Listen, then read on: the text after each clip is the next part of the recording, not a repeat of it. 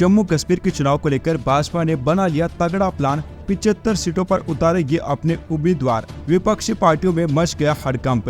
BJP Jammu Kashmir की विधानसभा चुनाव में जीत हासिल करने की रणनीति में जुट गई है। बीजेपी यहां लगभग 70 से लेकर 75 सीटों पर अपने उम्मीदवार उतारने वाली है। बीजेपी सूबे की करीब 10 से 15 सीटों पर निर्दलीय उम्मीदवारों को समर्थन और फ्रेंडली फाइट करने की योजना बना रही है।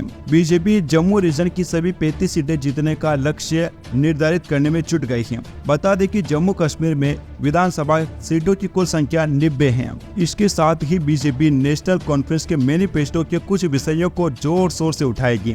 एनसी मैनिफेस्टो में हरि शंकराचार्य पर्वत को तख्ते सुलेमान नाम चेंज करने की मुद्दे को बीजेपी जोर शोर से उठाएगी। बीजेपी मैनिफेस्टो में शामिल पाकिस्तान से बातचीत और मध्यस्थता की बात को उठाएगी। इसके साथ ही बीजेपी एनसी मैनिफेस्टो में 370 की वापसी जैसे विषयों को लेकर वहां की जनता के बीच काउंटर नैरेटिव तैयार करेगी।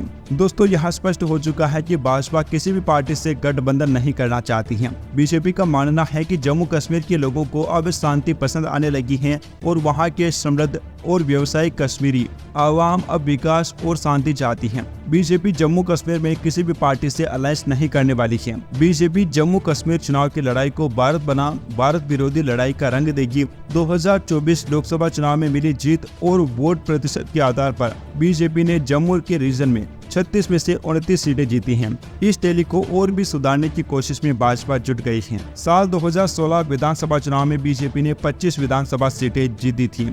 जम्मू रीजन की सभी 30 हिंदू बहुल सीटों को बीजेपी ने हर हाल में जीतने का लक्ष्य तय किया है। बीजेपी ने जम्मू के राजौरी क्षेत्र के 6 से 7 सीटों पर हिंदू वोटर डिसाइडिंग फैक्टर हैं और उन सभी सीटों को जीतने का लक्ष्य तय किया गया है। Subscribe now and press the bell icon.